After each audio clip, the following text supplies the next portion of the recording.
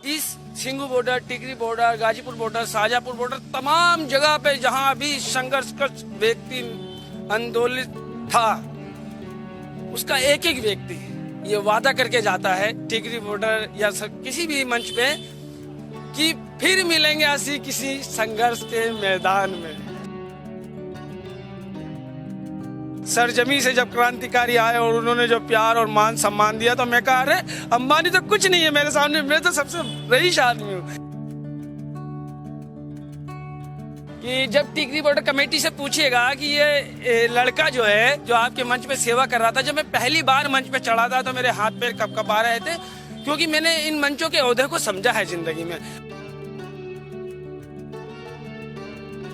कि सीने में जो जख्म है सब फूलों के गुच्छे हैं, हमें पागल ही रहने दो, हम पागल अच्छे हैं।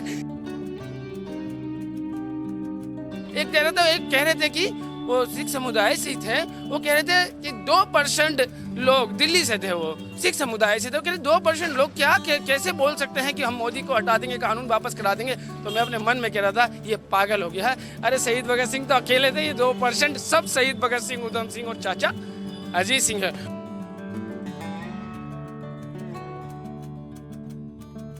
प्यार मान सम्मान को मैं भूल नहीं सकता। हाँ, बिछड़ने का दुख तो है मुझे, लेकिन मैं अपने निजी स्वार्थ के लिए इन्हें सड़कों पे भी तो नहीं देख सकता।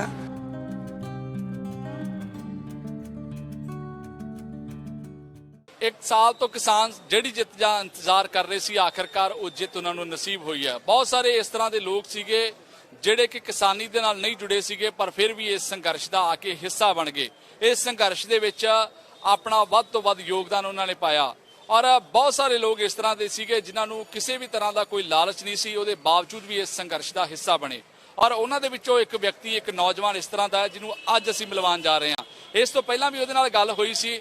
ਟਿੱਕਰੀ ਬਾਰਡਰ ਦੇ ਉੱਤੇ ਨੌਜਵਾਨ ਲਗਾਤਾਰ ਡਟਿਆ ਹੋਇਆ ਸੀਗਾ ਤੇ ਅੱਜ ਅਸੀਂ ਜਦੋਂ ਇਹ ਸੰਘਰਸ਼ ਸਮਾਪਤੀ ਵੱਲ ਹੈ, ਯਾਨੀ ਕਿ ਅੱਜ ਅਖੀਰਲੀ ਰਾਤ ਹੈ ਇਸ ਸੰਘਰਸ਼ ਦੀ, ਤਾਂ ਉਸ ਸਮੇਂ ਜਦੋਂ ਅਸੀਂ ਟਿੱਕਰੀ ਦੀ ਸਟੇਜ ਤੇ ਪਹੁੰਚੇ ਹਾਂ ਤਾਂ ਉਸ ਸਮੇਂ ਵੀ ਉਹ ਨੌਜਵਾਨ ਸਾਨੂੰ ਉੱਥੇ ਹੀ ਮਿਲਿਆ ਔਰ ਸੇਵਾ ਕਰਦਾ ਹੋਇਆ ਮਿਲਿਆ। ਤੁਸੀਂ ਉਹਦੇ ਕੱਪੜੇ ਦੇਖੋਗੇ ਤਾਂ ਆਪ ਅੰਦਾਜ਼ਾ ਲਗਾ ਲਓਗੇ ਕਿ ਕੀ ਕੰਮ ਉੱਥੇ ਕਰ ਰਿਹਾ ਸੀਗਾ। ਉਹਦੇ ਕੱਪੜਿਆਂ ਨੂੰ ਵੇਖ ਕੇ, ਉਹਦੇ ਕੱਪੜਿਆਂ ਤੇ ਲੱਗੀ ਮਿੱਟੀ ਨੂੰ ਵੇਖ ਕੇ ਨਾ ਜਾਇਓ, ਪਰ ਉਹਦੇ ਵਿਚਾਰ ਸੁਣਿਓ, ਤੁਸੀਂ ਆਪ ਸਮਝੋਗੇ ਕਿ ਉਹ ਨੌਜਵਾਨ ਕਿੰਨੀ ਸਮਝ ਰੱਖਦਾ ਹੈ ਔਰ ਕਿੰਨਾ ਉਹ ਦਿਲੋਂ ਇਸ ਅੰਦੋਲਨ ਦੇ ਨਾਲ ਜੁੜਿਆ ਹੋਇਆ ਹੈ।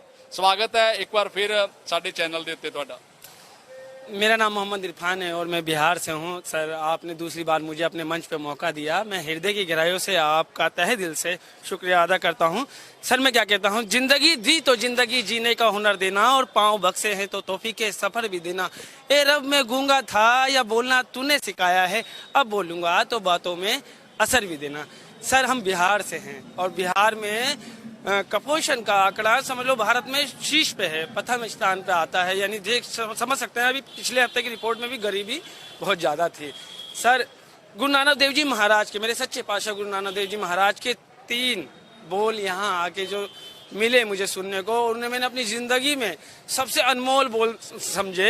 उन्होंने कहा कि किरत करो यानी मेहनत करो, और नाम जपो यानी सिमरन करो, अरदास करो। फिर उन्होंने कहा वर्ण चको यानी मिल बांट के खाओ। ऐसी विचारधारा मानव कल्याण के लिए, उसी विचारधारा के साथ फिर मैं जब देखता हूं तो रवि सिंह खालसा पूरी दुनिया में, लीबिया में, सीरिया में, मिस्र में, यानी ये साम्राज्यवाद का यानी पैसे का, धन का बम जब इंसान की चमड़ी को रेंगता है तो यही खालसा आके मानवता के हाथ आगे बढ़ा के लोगों को सहायता देता है मानवता के लिए। गुरु नानक देव जी महाराज के विचार आज पूरी दुनिया के मानवता के लिए। जब वो यहाँ आए तो मैंने भी इन विचारों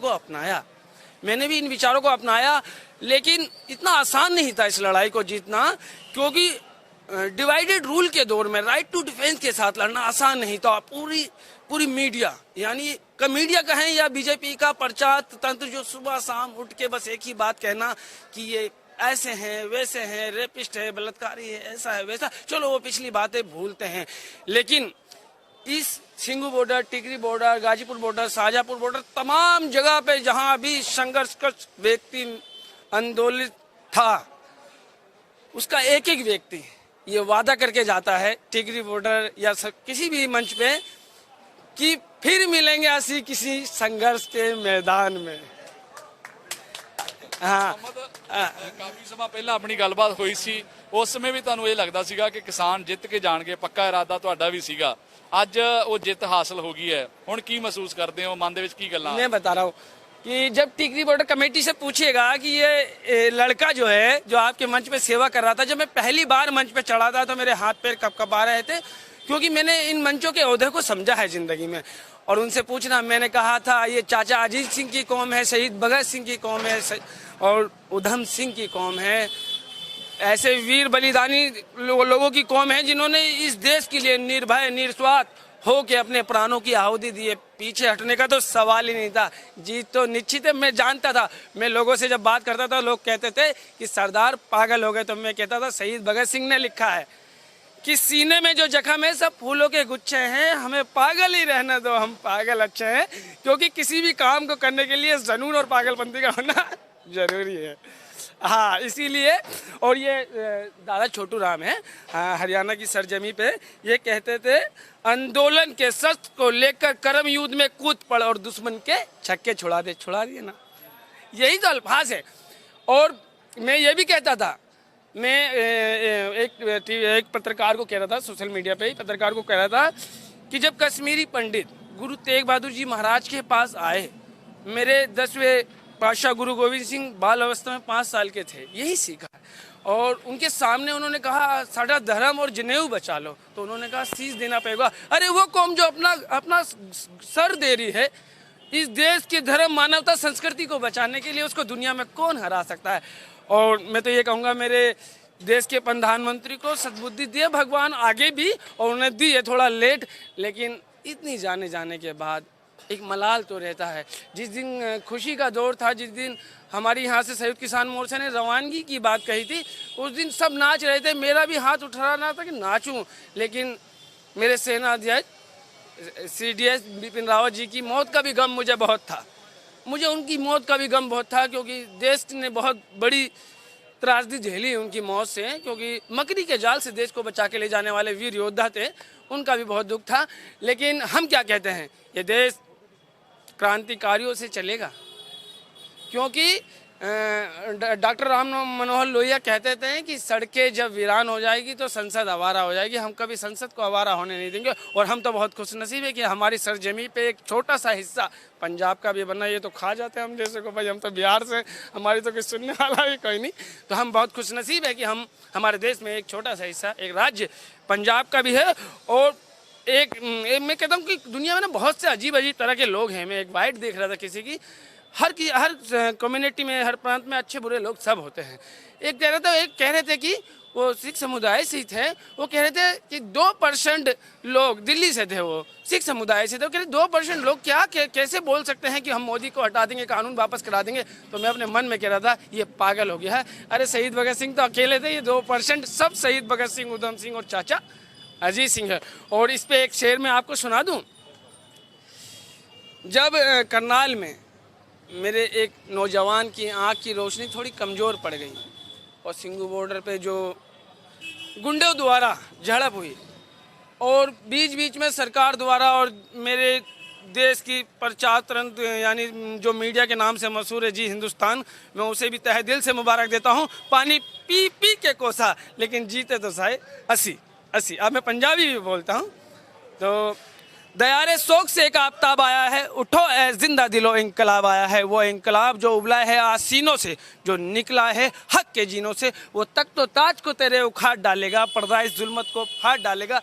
ये नौजवान बचाने चले हैं आज वतन, नीम जिंदा उधड़े हुए बेचौस बदन, तुम्हारी गोलियां खाकर भी कम ना होंगे। हाँ, ये सर कटेंगे लेकिन अब ये कम ना होंगे। जिस लड़ाई की विचारधारा मरने की होगी ना, वो हमेशा जीतेगी, और मारने वाले हमेशा मर जाते हैं। क्या बात है ਮੁਹੰਮਦ, ਤੁਸੀਂ ਇੱਕ ਪਿਛਲੀ ਵਾਰ ਇੱਕ ਸ਼ੇਰ ਬੋਲਿਆ ਸੀਗਾ ਸੰਸਦ ਨੂੰ ਲੈ ਕੇ ਕਿ ਸੰਸਦ ਦੇ ਵਿੱਚ ਕਿਸਾਨ ਜਿਹੜੇ ਨੇ ਹੁਣ ਉਹਨਾਂ ਦੀ ਵਾਰੀ ਹੈ। ਸੰਸਦ ਦੇ ਵਿੱਚ ਜਿਹੜੇ ਤੁਸੀਂ ਲੋਕ ਬੈਠੇ ਹੋ ਜਿਨ੍ਹਾਂ ਨੇ ਹੁਣ ਤੱਕ ਲੁੱਟਿਆ ਆ, ਉਹਨਾਂ ਨੂੰ ਅਸੀਂ ਬਾਹਰ ਦੀਆਂ ਪੌੜੀਆਂ ਜਿਹੜੀਆਂ ਉਹ ਦਿਖਾਵਾਂਗੇ। ਉਹ ਯਾਦ ਹੈ ਜਾਂ ਭੁੱਲ ਗਏ ਹੋ ਹੁਣ? मैं आदम गोंडवी जी की एक शेर बोली थी कि भुने काजू प्लेट में विस्की गिलास में राम राज्य उतरा है विधायक निवास में। ਉਸੇ ਤਰੀਕੇ ਨਾਲ ਬੋਲੋ। भुने काजू प्लेट में विस्की गिलास में राम राज्य उतरा है विधायक निवास में। जितने हराम खोरते कुर्बो जवार में, प्रधान बन के आ गए अगली कतार में। और ये लाइन आदम गोंडवी जी ने लिखी थी, रामनाथ सिंह ठाकुर गोंडा के थे, और वो देश के वीर क्रांतिकारी उनकी कलम में ना नुमाइंदी या आशिकी नहीं थी, उनकी कलम में गरीब, मजदूर, आदिवासी, शोषित लोगों की आवाज़ सी बुलंद थी और वही हमारे मार्गदर्शन है। और आप जैसे पत्रकारों का इतिहास गवाह होगा, जब देश की मेन मिनिस्ट्री नेशनल मीडिया जब बिक गई थी, सत्ता के तलवे चाट रही थी, था कोई साझा टीवी जो मैदान में डटा हुआ था। क्योंकि आपको पता है ना, पत्रकारों पे तो आज न्यू लॉन्ड्री हो या कोई भी हो, प्रणब मुखर्जी वाजपेयी जी हो, अविसार शर्मा हो, कितना प्रेशर झेल रहे हैं। एनडीटीवी नीलाम होने की कगार पे, आप जैसे लोग निरपक्ष, निस्वार्थ, निर्भय ओके जब मैदान में डटे हुए थे तो जीत तो निश्चित थी। हम आपका भी तहे दिल से। और देखिए, मैं क्या कहता हूँ, आज मैं दुनिया का सबसे रईस आदमी आपके सामने बात कर रहा हूँ। विप्रो से, सिप्ला से, अडानी ग्रुप से, रिलायंस से और टाटा से, हमारी देश की सबसे बड़ी शख्सियत है ना ये, उन सब से बड़ा आदमी आपके सामने बात कर रहा है। पता क्यों? मैं एक गरीब आदमी था ना, रोड पे जलील होता था, दुनिया भर के लोग आके कुछ भी बोल देते थे, बर्दाश्त करना। लेकिन पंजाब के सरजमी से जब क्रांतिकारी आए और उन्होंने जो प्यार और मान सम्मान दिया, तो मैं कहा अरे अंबानी तो कुछ नहीं है मेरे सामने, मैं तो सबसे रईस आदमी हूँ, हिंदुस्तान का क्या दुनिया का सबसे रईस आदमी आज मैं अपने आप को घोषित करता हूँ। क्योंकि मुझे जो प्यार, मान, सम्मान मिला ना, मुझे नहीं लगता दुनिया में इससे बड़ी कोई दौलत होगी। ਮੁਹੰਮਦ, ਹੁਣ ਕਿਸਾਨ ਵਾਪਸ ਜਾ ਰਹੇ ਆ, ਤੁਸੀਂ ਬਿਹਾਰ ਤੋਂ ਦੱਸ ਰਹੇ ਹੋ ਕਿ ਮੈਂ ਬਿਹਾਰ ਦਾ ਰਹਿਣ ਵਾਲਾ, ਇੱਥੇ ਬਹੁਤ ਸਮਾਂ ਹੋ ਗਿਆ ਤੁਹਾਨੂੰ ਕਿਸਾਨਾਂ ਦੇ ਨਾਲ ਡਟੇ ਹੋਏ। ਹੁਣ ਜਦੋਂ ਵਾਪਸ ਜਾ ਰਹੇ ਤੇ ਮਨ ਦੇ ਵਿੱਚ ਕੀ ਖਿਆਲ ਆਉਂਦੇ ਆ? ਕੀ ਲੱਗਦਾ ਕਿ ਹਾਲੇ ਹੋਰ ਡਟੇ ਰਹਿੰਦੇ ਜਾਂ ਫਿਰ ਇਹਨਾਂ ਦੇ ਜਾਣ ਦੀ ਖੁਸ਼ੀ है? देखिए, मैं सच बताऊं अपने दिल से, इनके जाने का मुझे बहुत दुख है। मेरा दिल तो मोतियों की तरह बिखर गया। भाई इतने दिन मुझे प्यार, मान, सम्मान मिला, मुझे कपड़े देते थे, चाय पानी रोटी देते थे, और मैं और इनके बीच में फासला बहुत था, लेकिन हमेशा अपनी बगल में सुलाते थे और सिख धर्म की उस विचारधारा के साथ चलते थे, खिलाते थे, लेकिन प्लेट नहीं धुलाते थे, फिर भी मैं धोता था। तो इस प्यार, मान, सम्मान को मैं भूल नहीं सकता। हाँ, बिछड़ने का दुख तो है मुझे, लेकिन मैं अपने निजी स्वार्थ के लिए इन्हें सड़कों पे भी तो नहीं देख सकता। ठीक है, और पंजाब से तो रिश्ता बन गया है। और से ਪੰਜਾਬ ਬਾਰੇ ਹੁਣ ਕੀ ਸਮਝਦੇ ਹੋ? ਸੰਘਰਸ਼ ਤੋਂ ਪਹਿਲਾਂ ਪੰਜਾਬ ਨੂੰ ਕਿਸ ਤਰ੍ਹਾਂ ਵੇਖਦੇ ਸੀਗੇ, ਪੰਜਾਬੀਆਂ ਨੂੰ ਕਿਸ ਤਰ੍ਹਾਂ ਵੇਖਦੇ ਸੀ, ਤੇ ਹੁਣ ਸੰਘਰਸ਼ ਜਿੱਤਣ ਤੋਂ ਬਾਅਦ ਕੀ ਸੋਚ ਬਣੀ ਹੈ ਪੰਜਾਬੀਆਂ ਲਈ? मैं क्या कहा, पंजाबियों के बारे में, पंजाब के इस आंदोलन के आने से पहले मुझे शहीद भगत सिंह जी तक का पता था, ना कि चाचा अजीत सिंह, ना उधम सिंह जी के बारे में। और लेकिन हाँ, हम जब छोटे थे तो गुरु तेग बहादुर सिंह जी के बारे में पता था, क्योंकि हम गुरुद्वारे की चौखट पर खड़ा होकर लंगर चखा करते थे। और ज़िंदगी में गुरुद्वारे से ताल्लुकात अच्छे रहे, गरीब का पेट हमेशा वहीं भर जाता था। आज भी दिल्ली के कनॉट प्लेस के बंगला साहिब में ना डायलिसिस 5,000 की होती है, देख लो। जब खून में गंदा पानी चढ़ जाता है और आदमी जीने में असक्षम हो जाता है, तो यही सिख धर्म की मानवता विचारधारा डायलिसिस की 5,000 रुपये की फीस माफ़ करती है। कहते हैं रोटी भी देंगे, दवा भी देंगे और दुआ भी देंगे। तो इस विचारधारा को हम कैसे भूल सकते हैं? ਕੁਝ ਕਹਿਣਾ ਚਾਹੁੰਦੇ ਹੋ ਹੁਣ ਇਸ ਸੰਘਰਸ਼ ਨੂੰ ਲੈ ਕੇ, ਜੋ ਕੁਝ ਇੱਥੇ ਵੇਖਿਆ, ਜੋ ਕੁਝ ਸਿੱਖਿਆ, ਜੋ ਕੁਝ ਵਾਚਿਆ, ਉਸ ਨੂੰ ਲੈ ਕੇ? मैं क्या कहूँगा जी, मैं यहाँ पे हूँ ना, देखिए मुझे किसी से कोई लालच तो है नहीं, लेकिन आपने ये सवाल किया, बहुत अच्छा किया है।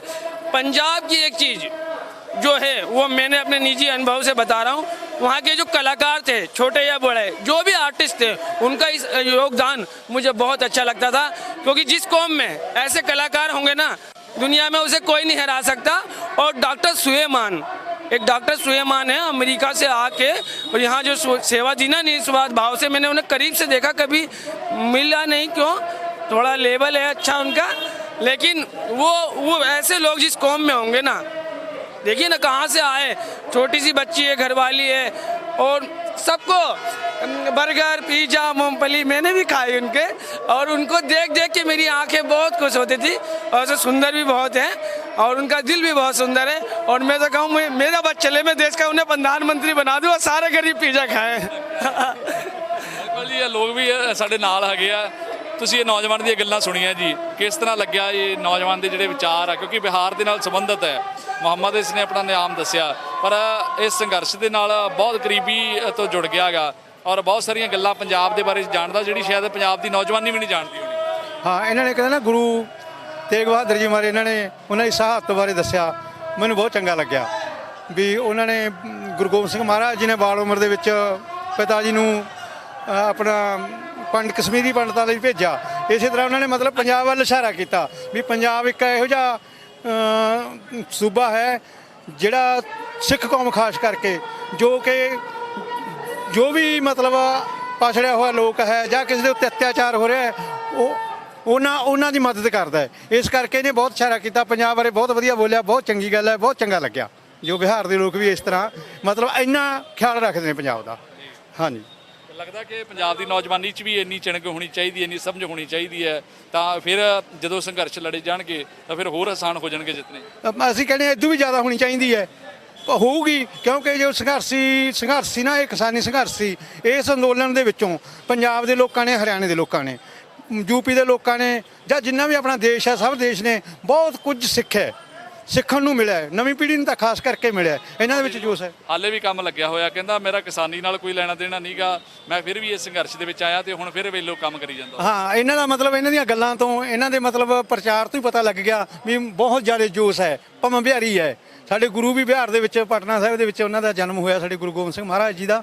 ਤੇ ਕੁਛ ਨਾ ਕੁਛ ਤਾਂ ਇਹਨਾਂ ਨੂੰ ਮਤਲਬ ਉਹ ਹੈਗੀ ਹੈ। ਲੰਗਰ ਬਹੁਤ ਵਧੀਆ ਚੱਲੇ ਨੇ ਇੱਥੇ, ਪਿਆਰ ਬਹੁਤ ਬਣਿਆ, ਬਹੁਤ ਜ਼ਿਆਦਾ ਪਿਆਰ ਬਣਿਆ। ਲੰਗਰ ਗਰੀਬ ਨੇ ਵੀ ਛਕਿਆ ਇੱਥੇ ਆ ਕੇ। 1 ਸਾਲ ਭਰ ਤੋਂ ਉੱਪਰ ਹੋ ਗਿਆ ਸਾਨੂੰ ਕਿਸਾਨਾਂ ਨੂੰ ਬੈਠਿਆਂ ਨੂੰ, ਪੀਸਫੁੱਲ, ਕਿਸੇ ਨੇ ਕੋਈ ਗੜਬੜ ਨਹੀਂ ਕੀਤੀ। ਕੋਈ ਨੌਜਵਾਨ ਸੀ ਇੱਥੇ, ਕੋਈ ਕੁਛ ਵੀ ਸੀ। ਹਾਂ ਠੀਕ ਹੈ, ਜੋ ਵੀ ਹੋਰ ਸ਼ਰਾਰਤੀ ਅਨਸਰ ਆਉਂਦੇ ਰਹੇ ਉਹਨਾਂ ਨੂੰ ਵੀ ਮਤਲਬ ਠੰਡੇ ਮਤੇ ਨਾਲ, ਪਿਆਰ ਦੇ ਨਾਲ, ਮਤਲਬ ਜੋ ਵੀ ਕਿਸਾਨ ਸੀਗੇ ਸਮਝਦੇ ਰਹੇ ਨੇ। ਜੋ ਸਾਡੇ ਲੀਡਰ ਸੀਗੇ ਉਹਨਾਂ ਨੇ ਵੀ ਸਾਨੂੰ ਕਿਹਾ ਵੀ ਪੀਸਫੁਲ ਰਹੋ, ਆਪਾਂ ਕਿਸਾਨੀ ਅੰਦੋਲਨ ਦੇ ਵਿੱਚ ਆਪਾਂ ਸੰਘਰਸ਼ ਨੂੰ ਜਿੱਤਾਂਗੇ, ਜੋ ਵੀ ਕਾਨੂੰਨ ਨੇ ਉਹ ਰੱਦ ਕਰਾ ਕੇ ਜਾਵਾਂਗੇ। ਚਲੋ ਸਰਕਾਰ ਨੂੰ ਦੇਰ ਬਾਅਦ ਪਤਾ ਲੱਗਿਆ, ਚੰਗਾ ਹੋਇਆ ਕਾਨੂੰਨ ਰੱਦ ਕਰਤੇ ਤੇ ਕਿਸਾਨ ਆਪਦੇ ਘਰ ਵਾਪਸ ਜਾਣਗੇ। ਜੋ ਮੀਡੀਆ, ਖਾਸ ਕਰਕੇ ਗੋਦੀ ਮੀਡੀਆ ਨੂੰ ਨਹੀਂ ਅਸੀਂ ਕੁਝ ਕਹਿ ਸਕਦੇ, ਜੋ ਸਾਡਾ ਸੋਸ਼ਲ ਮੀਡੀਆ ਜਾਂ ਕੋਈ ਵੀ ਮੀਡੀਆ ਸੀਗਾ, ਉਹਨਾਂ ਨੇ ਬਹੁਤ ਜ਼ਿਆਦਾ ਸਾਥ ਦਿੱਤਾ। ਅਸੀਂ ਬਹੁਤ ਤੋਂ ਬਹੁਤ ਜ਼ਿਆਦਾ ਧੰਨਵਾਦ ਕਰਦੇ ਹਾਂ। ਪਹਿਲੇ ਦਿਨ ਤੋਂ ਲੈ ਕੇ, ਮੈਂ ਪਹਿਲੇ ਦਿਨ ਇੱਥੇ ਆ ਜਗ੍ਹਾ ਤੇ ਖੜੇ ਹਾਂ 26 ਤਰੀਕ ਨੂੰ, 1 ਸਾਲ ਪਹਿਲਾਂ ਇੱਥੇ ਸੀਗਾ, ਮੇਰੇ ਉੱਤੇ ਬੰਬ ਵੀ ਵੱਜੇ ਸੀ, ਸਭ ਕੁਝ ਹੋਇਆ ਸੀਗਾ। ਹਾਂ, ਉਸ ਤੋਂ ਬਾਅਦ ਮੈਂ ਫੇਰ ਵਗ ਜਾਂਦਾ ਸੀ, ਆ ਜਾਂਦਾ ਸੀ। ਜ਼ਿਲ੍ਹਾ ਮਾਨਸਾ ਮੇਰਾ ਪਿੰਡ ਝੰਡੂਕੇ ਹੈ। ਹਾਂਜੀ, ਤੇ ਸੰਘਰਸ਼ ਨਾਲ ਜੁੜੇ ਰਹੇ ਹਾਂ, ਪਿਆਰ ਬਹੁਤ ਹੈ। ਅੱਜ ਫੇਰ ਆਇਆ ਮੈਂ ਵੀ ਮਤਲਬ ਆਪਾਂ ਸਮਾਨ ਲੈ ਕੇ ਜਾਈਏ। ਹਾਂ, ਅੱਜ ਟ੍ਰੇਨ ਫੁੱਲ ਭਰ ਕੇ ਆਈ ਹੋਈ ਅੱਜ। ਬਿਲਕੁਲ ਜੀ, ਇਹ ਸੰਘਰਸ਼ ਨੇ ਬਹੁਤ ਸਾਰੀਆਂ ਚੀਜ਼ਾਂ ਦਿੱਤੀਆਂ, ਪਹਿਲਾਂ ਜ਼ਿਕਰ ਕਰ ਹਟੇ ਹਾਂ, ਔਰ ਅੱਗੇ ਜਾ ਕੇ ਹੋਰ ਵੀ ਕਿਸੇ ਕਹਾਣੀਆਂ ਸੁਣਾਉਂਦੇ ਰਵਾਂਗੇ ਕਿ ਕਿਸ ਤਰ੍ਹਾਂ ਆਪਸ ਦੇ ਵਿੱਚ ਰਿਸ਼ਤੇ ਜਿਹੜੇ ਉਹ ਬਣੇ ਆ। ਚਾਹੇ ਬਿਹਾਰ ਦੇ ਲੋਕ ਸੀ, ਰਾਜਸਥਾਨ ਦੇ ਸੀ, ਹਰਿਆਣੇ ਦੇ ਸੀ, ਪੰਜਾਬ ਦੇ ਸੀ, ਤਾਂ ਉਹ ਭਰਾਵਾਂ ਵਰਗੇ ਰਿਸ਼ਤੇ ਇੱਥੇ ਬਣਾ ਲਏ। ਸ਼ਾਇਦ ਅੱਜ ਜਿਹੜੇ ਖੂਨ ਦੇ ਰਿਸ਼ਤੇ ਆ ਉਹਨਾਂ ਦੇ ਵਿੱਚ ਵੀ ਇੰਨਾ ਨਿੱਘ ਨਹੀਂ ਜਿਹੜਾ ਹੁਣ ਇੱਥੇ ਵੱਖ-ਵੱਖ ਸੂਬਿਆਂ ਦੇ ਲੋਕਾਂ ਦੇ ਵਿੱਚ ਨਿੱਘ ਜਿਹੜਾ ਉਹ ਬਣ ਗਿਆ। ਔਰ ਇਸੇ ਕਰਕੇ ਥਾਂ-ਥਾਂ ਦੇ ਉੱਤੇ ਭਾਵੁਕ ਵੀ ਹੋਏ ਨੇ, ਔਰ ਹੁਣ ਵਾਪਸ ਜਾਣ ਦੀ ਤਿਆਰੀ ਹੈ ਤੇ ਚਿਹਰਿਆਂ ਦੇ ਉੱਤੇ ਖੁਸ਼ੀ ਵੀ।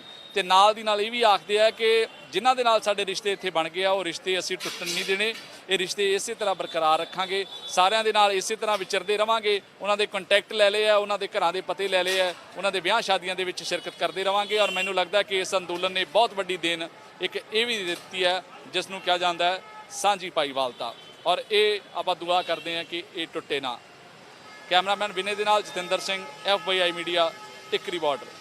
Please subscribe our channel and press the bell icon ताकि कोई भी नवी अपडेट तुझे बिल्कुल भी मिस ना करो।